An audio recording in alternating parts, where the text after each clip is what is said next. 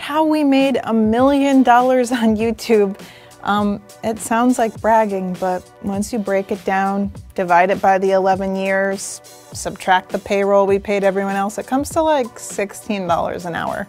Yeah, we made $1 million bucks, but we actually spent about $2.3 million. So we're gonna get into all of that, exactly how that income breaks down and how we managed to spend so much money and still survive. But the point of the video for me is to tell other people interested in making videos or being content creators how we made money, how we made it work, and how we managed to have a successful business, even though the ad revenue isn't really enough to sustain a business. So if you're interested in just being nosy in our finances, or if you want to make more money for your channel, stay tuned because we're going to tell you how. Here's a hint.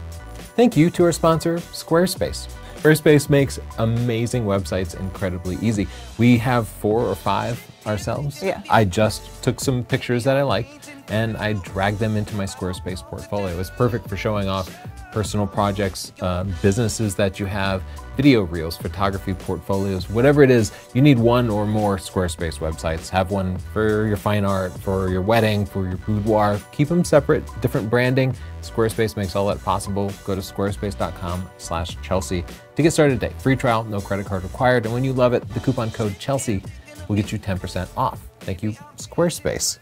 We'll get more into Squarespace later. Yeah. So I want to say that the number of subs and views that you get does not equal a livable wage. And it's actually easy to become YouTubers with like 1.5 million subscribers like us to get quite a few views and not make enough money to be able to not have a second or third job. Having a channel is not only having good content, it's about business management and learning some little tricks along the way. So we want to help with that. Okay, legally we should say we are not financial advisors. What we are saying should not sound like financial advice. We're going to talk about our own experience and what has worked for us. It might not work for you. First, let's talk about YouTube monetization, the money YouTube actually pays for those annoying ads that you try to skip past. Yeah. And how that breaks down and what it looks like for us. And I'll say your experience will vary. Unless you are in our exact segment doing our type of content. There are photography YouTubers that aren't so like heavy, maybe they're more fun and they probably don't make as much money, or you could just be a comedy channel and you have just little kids watching and they can't buy stuff, so you won't make as much money on ads served to them. Or you could be a makeup channel and they make a lot of money. Yeah, or like financial channels, crypto channels, they might make 10 times per view what we make. Yeah. We got about 241 million views, and that added up to about $1,076,000.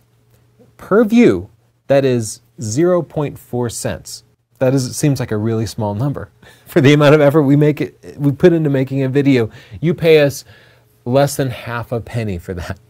If you watch an hour of our video, we get paid about 4 cents. Yeah, so we're not raking it in from those annoying ads, but it is helping supplement the income. I'll add, you guys have watched us for 28 million hours. Thank you. That is about 3,200 years, which is pretty mind-blowing. I'm uncomfortable with that. I apologize for that. So let's break it down. How much have we actually made from these different YouTube things? Well, the vast majority of that was from the ads that people want to skip, but they are forced to watch.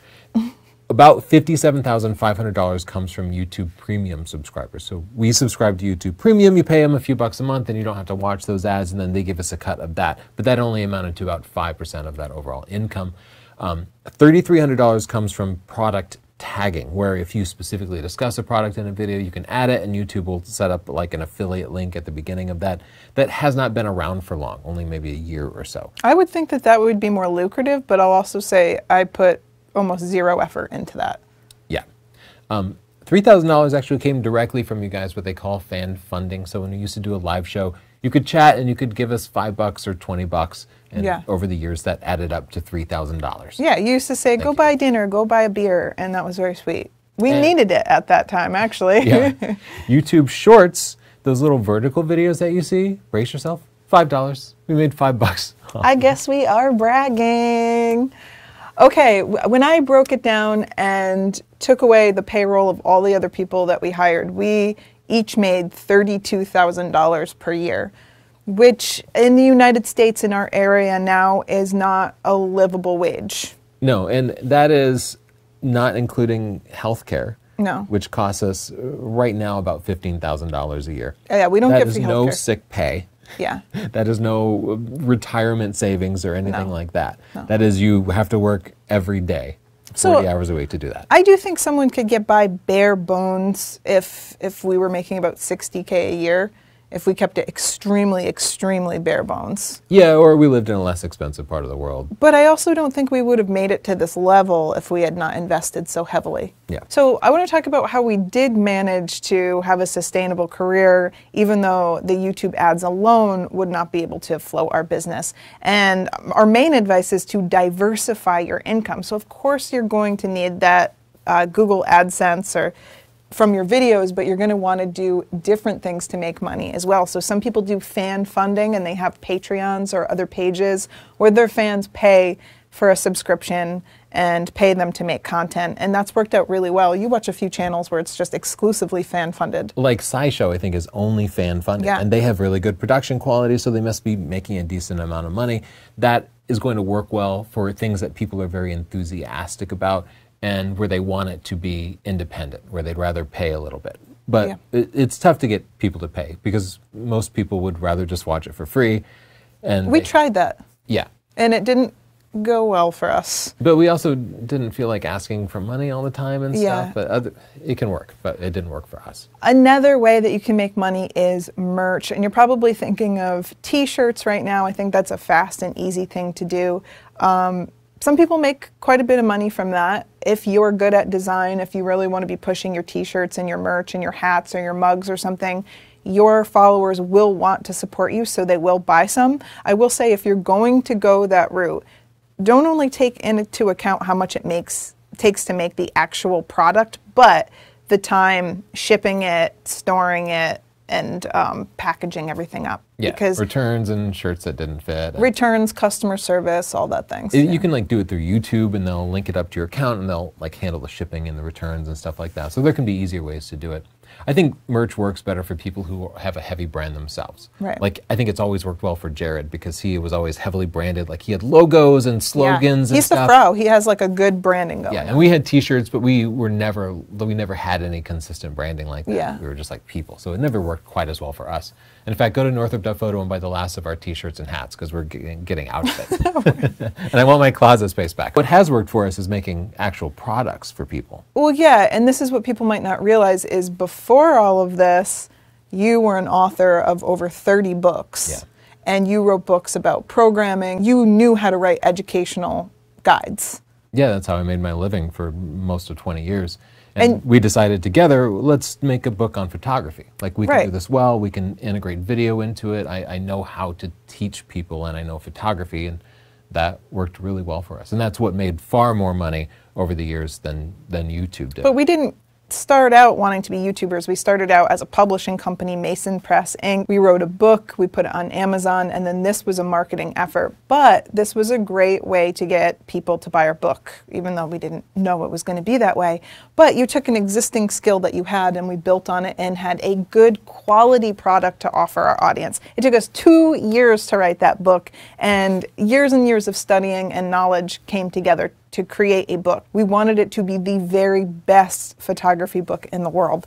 If you are coming from a different skill, incorporate that and offer people quality. Another option is workshops. A lot of people do workshops for photography or whatever other industry they're in, and that works out well. Yeah. Or you could sell tickets to a live show or something like that. But yeah, bring people in, get to know them, and people will pay for that. Yeah, we could sell tickets to a live podcast. But I'm afraid of people. Yeah. And I'm shy, and I like jammy time. You can make a decent amount of money with affiliates, and the product feature in YouTube is part of that. Yeah. But you notice we often have sdp.io links, like that goes to affiliates, and we get anywhere from 2% to about 4% of what the sales price is. So if you are going to discuss a product, why not get a couple of percent? It's better than it just go all to Amazon, right? You might as well get a few bucks out of it. I think this gets tricky too, because I've seen people do affiliate links for products and they fudge the products working. Yeah, well, it's a short-term strategy, right? You'll Yeah. make more money that day if you say that some piece of junk works great because people will buy it. but you will lose people in the long term. And that's what people get so mad at us, because we will just ravage some camera that doesn't work right. But that's evidence that we're not just trying to make a quick buck. We're trying to help. We're investing in you, the viewer, long term by earning your trust by just being brutally honest, even if it makes us no money. Yeah, we've had people kind of argue with us about that, other content creators. Yeah. They get mad on the company's behalf, and I'm like, I don't work for the company, I work for them. Yeah. And then, of course, sponsorships, which we're doing in this video with Squarespace. This one was an uncomfortable one for you at first. Yeah, because I didn't think of myself as a YouTuber. Like, that didn't even really exist as a job so much at the time. It was that long ago. And we were just using it to market our books, and I was just an author. So for me to be saying, like, you should get yourself a website, felt really weird to me. But to me, we were so broke at the time. If we could get some money from a sponsor, then I could use that to build up the studio that we're in now, and then we could create more free educational content. And I think that's a conclusion a lot of people will come to. You want to do stuff unsponsored, but taking sponsorships makes that possible. It was worse in the beginning when there weren't that many sponsored YouTube videos out there. Everybody was like, oh, you're selling out, you're shills. But I don't think of it that way unless you compromise yourself. Yeah. If you endorse a product that is a scam that you don't believe in, yeah, I'd probably consider that selling out. You're literally selling your relationship with the audience. You're screwing over the people viewing you in order to make some money. I would call that selling out. But if you sell something that you believe in, then I always feel like these people actually need websites, and I'm helping them find something that I believe in. And it's helping to pay the bills at the same time. Win-win. So let's talk about that, because our first sponsor was Squarespace. Mm-hmm. They comped us a free website, and at the time I had a website which was not going well. No. Because it's complicated. It's hard to maintain. I never finished it. It kept crashing. I kept trying to add things and breaking it. Just wasn't going well. So when I tried this Squarespace, I set it up really quickly. It was drag and drop. It was like so fast and satisfying, and it looked really good. And I liked it, and I knew that they would like it too. And so that was our first sponsor, and it went really well. And I think it went well because I'm a terrible salesperson, but I'm an enthusiastic consumer of things that I like. Yeah. And so for me, I can't lie. And if you're not a salesperson, don't even attempt it. Find something you love and then tell the truth, and you'll never have an easier gig in your entire life. You're going to feel good, you're going to help people, and it's going to be an easy read because you're going to be familiar with it and you're going to like it. You will never sell more stuff for a sponsor. Speaking of sponsors, here's another pitfall for people, and it's pricing. I'm always super uncomfortable giving people a price for a video. I'm afraid if I go high, I'm going to offend them, or I'm going to ruin my relationship with them, and then I won't make any money at all. And if I go too low, then I'm being underpaid and I'm being taken advantage of. You're more comfortable with the negotiating process. No, I'm not comfortable at all, but here's a tip. You will most likely go too low. And I've watched too many people go too low for too long. You need to do your research and stop undercharging for your services. It might be that you don't have any subscribers or likes or followers, so you can't really charge anything. You're going to have to get creative. But if you have followers and views and you're not making money, it's probably because you're not figuring out how to price yourself. It can be extremely difficult. You know a good sign that you're undercharging? What? If they ask you, if you give a price and they just write back, sure, then you lost the negotiation. You should have come in higher. What you want is for them to come back and be like, oh, can we get that down a little bit? Yeah. And I actually think you probably want at least 30%, maybe 50% of people you give your price to just immediately walk away. You don't want to lose 100% of people. Not immediately walk away, but negotiate. Well, no, I think your price should be high enough that a lot of them are turned off, because so many sponsors out there are just scraping the bottom of the barrel, especially those groups that go like in between you and the sponsor. They are trying to get it for as cheap as possible. They don't care about the quality. They don't care about the long-term earning of the client. But listen, look up your pricing, talk to other people at about your level, ask what they charge, and figure out where you should be at. Do your research, and there should be negotiating. Like you said, if you give a price and they just say, okay, then you're way undercharging. If you give a price and they walk away, you might be overcharging. And you brought up something really good, those in-between. Influencer marketing people. This is why I do not recommend them. And comment below if you've had a different experience. This is what they do. If you say you charge $1,000 per video, they might know you could get 2,000, and if you're undercharging and asking for 1,000 when you should be getting 2,000, they're going to get that other 1,000, and they're going to shop around your price and find the person who charges the least, and then eat up the margin in between. Do you see what I'm saying? You might charge 1,000 and you might be grossly undercharging. There might be some other sad sap charging $200, and they'll choose them because they're getting the most value. And we've had this happen before where we raise our prices just a reasonable amount and they won't work with us anymore because they're looking for the people undercharging.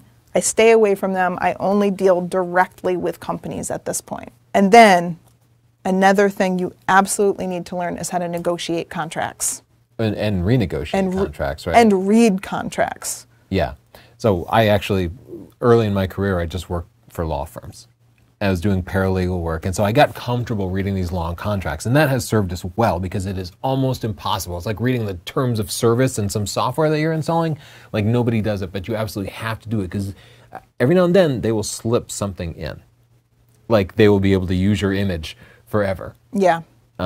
We just recently actually had this happen to us. With all of our experience, we did use one of those in-between marketing companies, even though I typically don't want to. I thought that they were trustworthy. They slipped in a clause where they got to use the ad that we made in perpetuity forever. And then they spammed the crap out of all of our social media, our Instagram, our Facebook, everything. It made us look terrible. Yeah, it was embarrassing. It was embarrassing. I think they made the company look horrible. We complained and they just kept doing it because it was in the contract. We should actually write them and say we just want to shred the contract and give them their money back because they're monsters. Yeah.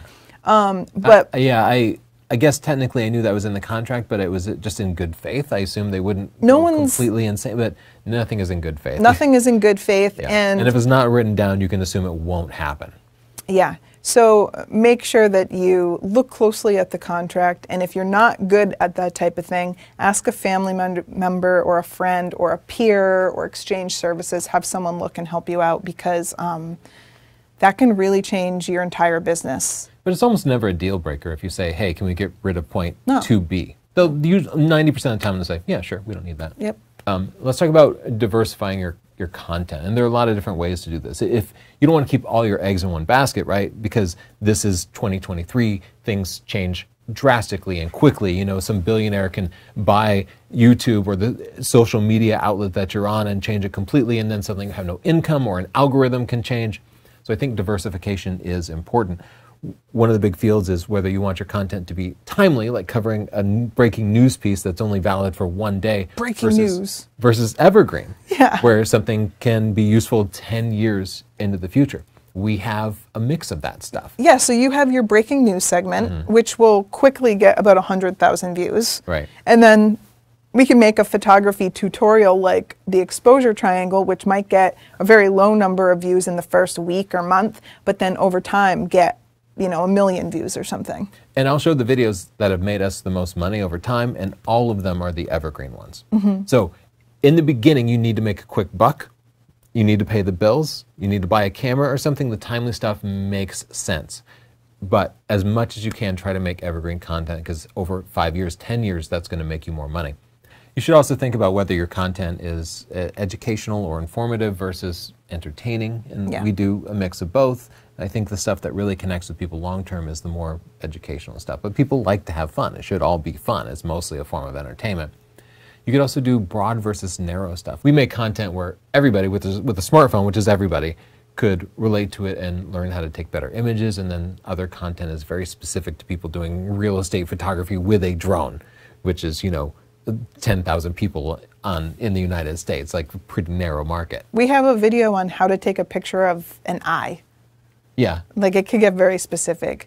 We also had videos specific to just engaging with our audience, like our live show, where we just wanted to talk to them and see what they were thinking and see their pictures and give back to them. And so that's something to think about too. Yeah, connecting with people can be really powerful, and it's really rewarding because you engage with people, you get to know them. So. Yeah, it's fun. There's other ways to benefit than just like money, views, things like that.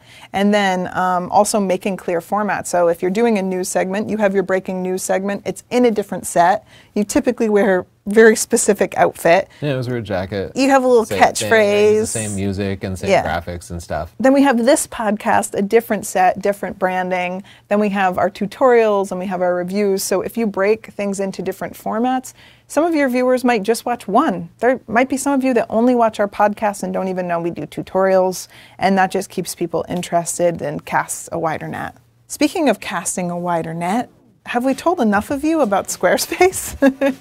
I know that we definitely have, but I really can't stress it enough. You have absolutely nothing to lose. If you need a website for anything, if you even just want a place to put your family pictures or a family blog, if you have a business, a flower store, you're a dentist or a doctor, you want to get a Squarespace because you can just drag and drop, you can have a gallery, you can sell things there.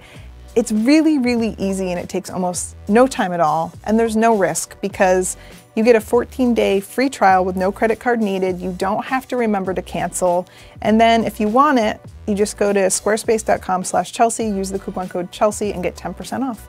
It's super easy. Yeah, and when you support Squarespace, you help to support us.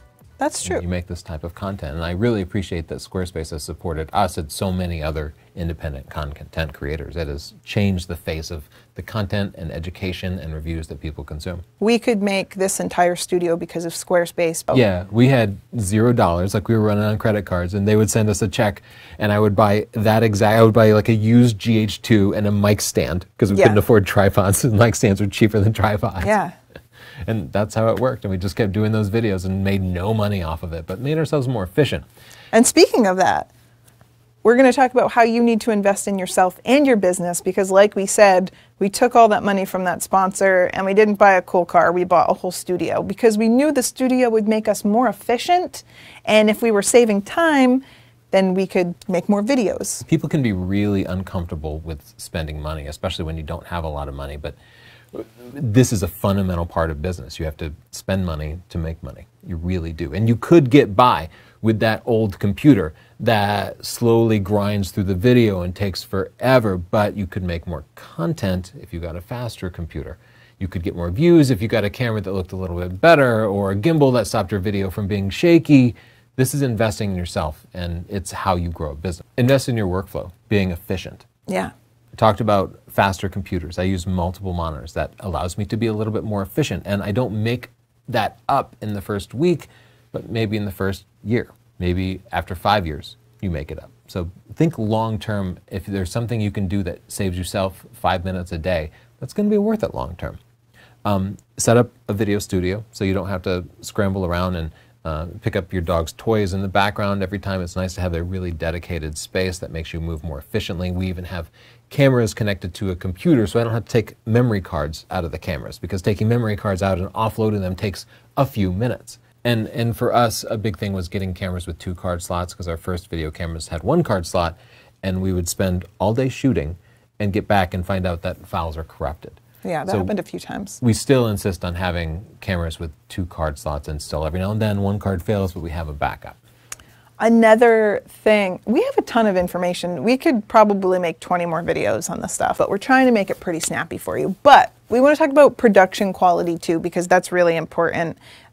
If you're making a video and the lighting is bad, the background is bad, the sound is bad, people are going to click away right away. So you want to invest in things to make your production quality good enough that people aren't going to think you look like a hack and just move on to someone else. It was definitely diminishing returns. Like, you do not want echoey, bad sound. A shaky camera, completely unacceptable. Being out of focus is unacceptable. So you have to get gear that will allow those things. Good lighting helps a lot. Not necessarily a deal breaker to have bad lighting, but good lighting really helps. Yeah. There are people out there, they're shooting like 8K and doing really cinematic stuff. Like I said, that might be after the point of diminishing returns. People don't necessarily care about the 180 rule or stuff. But it could like establish a style which could differentiate you. Yeah, style can be important. But it's not a deal breaker for a lot of people if you're getting started and you have to pick. Yeah, but some creators are below that line where you just can't watch it. Yeah.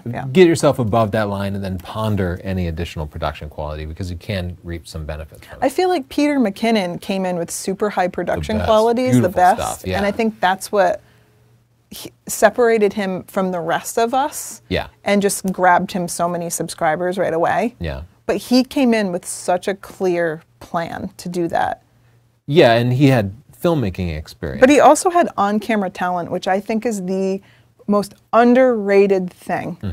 But let's go to the next investment, which is education. And I want to tell you that still once a month, we meet with a podcast coach who reviews our podcasts and tell us what we're doing wrong. And over the course of the 4 years or 5 years we've been working with him, it's been a while, Yeah. he has told us that we weren't dressing right. He has told us that we weren't speaking right, that we were talking over each other, that we were awkward, that we didn't plan the story well enough. Everything that we do, we have worked really hard to be good at it. Most people don't just get in front of a camera and look great. So if you're new to it, don't assume you're great on-camera talents. Think about your presentation, think about your storytelling, and buy whatever education or coach you need to make it better. There's also a technical side to it too, because you have to edit yourself. I believe everybody should edit themselves in the beginning because you learn a lot editing yourself. You learn, oh, I shouldn't, if I screw up speaking, I should back up to the beginning of the previous sentence instead of doing the natural thing, which is saying like, and then, so you learn lots of different ways to speak. Can I just ruined one of the rules of Dave's rules, but you posted a video accidentally recently of your news segment where you did, edited, yeah. and you didn't edit it, and people were like, oh my gosh, he does multiple takes. Yeah. And people don't realize that even in the process of this podcast, I'm going to cut out 10 times where we already messed up and said things twice or said them wrong. You know, we take the time to not annoy you, and we still do it a lot. But as you edit yourself, you will see the weird things that you do, the times when your eyes look off to the side or something, or the dog hair that's on your shirt and looks awkward. You should be editing yourself in the beginning. Eventually you can hand it off, but I think it's an important part of learning, and then that requires you to learn how to edit. So don't think you can get away without developing some technical skills. You're going to need that. You're also going to need business and marketing skills. Please do not hop from one YouTube suggestion to another. Don't get on business TikTok. I find so many scams. There's so much bad advice, and it's disorganized and unfocused. Just get a book. Please buy a book. Just get a book. Buy Business for Dummies. I like Dummies books. Buy Business for Dummies. Buy Finance for Dummies. Buy Accounting for Dummies. Buy Marketing for Dummies. And sit down and just read them front to back. And it will take you a week. Or audiobooks. Or if you're like me, I'm an in-person learner. I took business management classes, marketing classes. I took a public speaking class because I was so awkward on camera. I wanted to get more comfortable. Invest in yourself by getting an education in what you're doing right now. Yeah. And attend workshops whenever possible, because this is in person, right? We are physical presences here. You can't learn everything from a book. Work with your peers, get in front of people, and get feedback from people. Yeah. I see a lot of people reject feedback. Like they just want to believe they come into this perfect. They're presenting okay, their pacing is okay, their filming is okay. Take the feedback because you're probably messing everything up. I can't believe how much we still mess up, and we've been doing this for so long. Okay, so back to financial stuff. Something that's really important is you eventually have to be able to pay yourself a living wage, because if you don't do that, then you have to have a different job, and if you have a different job, then you're not putting all your time in that you could, and then you're not investing enough in your business. So you have to figure out how to pay yourself, make yourself a fair paycheck, and that might involve making different choices about short-term content versus long-term evergreen content. There's lots of costs besides just paying yourself. You need to probably get healthcare, and in the US, we have to pay about $15,000 a year for both of us. We put the maximum amount in our simple IRAs because we're a small corporation, and that adds up to about $28,000 a year because we eventually want to be able to retire, right? Getting a little bit close to that. Gotta retire. But you also can't work 365 days a year. Maybe for a couple of years you can, but eventually you're going to want to take a vacation. You're going to need to take some sick time, and you should be able to pay the rent. So you should have a savings account. I will say, before we did this, before we were making enough money to just do this full time, we each had a couple of jobs. Oh, for several years in here. Yeah. Look up when I wrote the last Windows 8 book, and you will see it was like 3 or 4 years into our YouTube career. I was still writing books. Yeah. Basically full time, and then doing this full time too, having 2 full-time jobs. Okay, we have covered a lot. I am sorry if we've inundated you with information, but we have so much. I still just had a bucket of random things that I wanted to throw out as long as we're on the topic. All right, we're going to wrap this up with some random advice that we threw in there. Can I just throw in one? Yeah. Get an IRA. I'm not a financial advisor, so don't hold me responsible, but You need a retirement account. So in the United States, it's an independent retirement account or an individual retirement account. And which one is right for you could depend on who you are. Like we have simple IRAs, but some people use Roth IRAs. There's a bunch of 401ks. There's a bunch of different options that you might need to consider, but have some tax-deferred retirement account that you use wherever you are. Yeah. We talk to creators who aren't on YouTube, and they all want to be on YouTube. They'll be TikTok stars with millions of followers, and they're like, oh, tell me how to make a YouTube channel, because they've all figured out YouTube makes the most money. This is the most engaging platform. So if you're thinking about having a YouTube channel, that's great. If you're not, you should try to get yourself on YouTube. It's the easiest to monetize. We're biased because we're on YouTube and we're terrible at TikTok. Well, but we lucked into it. Yeah, we lucked into the right place. I still believe YouTube is the right place. And also YouTube's been around for like 15 years. And Whereas it's TikTok might go the way of Vine. We really don't know. It hasn't stood the test of time. It's also the alphabet company, so when you Google something, YouTube videos come up, which is super helpful. There, yeah. Said it before, save money. There will be ups and downs. There'll be good weeks, there'll be bad weeks. Remember Take those good weeks and set some aside for a rainy day. Remember the trend when like the viral YouTubers would just like buy a Lamborghini and like a house in Malibu, and I'd be like, no, please. Well, the house might be a good investment. But Yeah. the Lamborghini probably not. Please save for your future. I've been waiting for this whole career to crumble since it started. So maybe I'm just like extremely negative, but I just feel like this could end at any time, so I want to be ready. Think about the long-term earning potential from the content that you make, and make what we call evergreen content that stays relevant for a long period of time. And I just wanted to show our top 10 earning videos. The video that made the most money was an hour and 45-minute video. I did the Part 107 certification for drone pilots, professional drone pilots in the US. And it got a couple million views, I think, and made $55,000 from one video. Yeah. So that's a lot, and that's over, I think, the last 5 years. But that video didn't make any money in the short term, so it wouldn't have helped me pay my bills today. Yeah. But when I look back and I think, oh, I put, I don't know, most of a week into that, but a week to make $55,000, that's great. Anybody would take that. Right. But not everybody is far-sighted enough to say, okay, is it worth it for me to spend a week doing something that will, over 5 years, make me a lot of money, but won't make me any money this month? So think about that sort of long-term potential. Our tutorials have done well. Like we have just a video that we put out 10 years ago on the exposure triangle, and it made $25,000. It took us a couple of days to do. So that's a great day's work. Yeah. Now, you unfortunately don't really have any control over this. We can't go make these videos at will. We try to recreate them, sometimes with the same topics, and they don't do as well because you don't control the algorithm. Things go wild and are successful, and you don't get any say at it. You just get to keep making content that you believe in, and then some of it will work and some of it won't work. Just keep making stuff. Just make stuff that you believe in and that you enjoy. Whew. I know that was a lot. Is there anything that we missed? I know so many of you also make videos. Maybe something has been really helpful for you, some revenue stream or some way of communicating with your audience. Let us know. If you're thinking about doing what we do and you have questions, ask them down below, and we'll try to answer them possibly in future videos if you're interested. And thanks to our sponsor, Squarespace, who makes videos like this possible, and they make amazing websites possible too, without having to be a big computer nerd. Go to squarespace.com/Chelsea, and there you start your journey. You can set up a website for your family reunion. Could be a personal project. I do that sometimes. It could be a business. It could be your photography portfolio. It could be your reel. You get your own domain name, so you're not gmail.com or AOL.com. Sometimes I still see that. It will make you money. It's one of the best values out there because you get a real solid return on investment. Starts at squarespace.com/Chelsea. Free trial, no credit card. When you like it, the coupon code Chelsea gets you 10% off. Thank you so much, Squarespace, for your service over many years and the fact that they've made this YouTube channel and so many podcasts and so many other YouTube channels possible. I think it's so great that they enable independent content creation.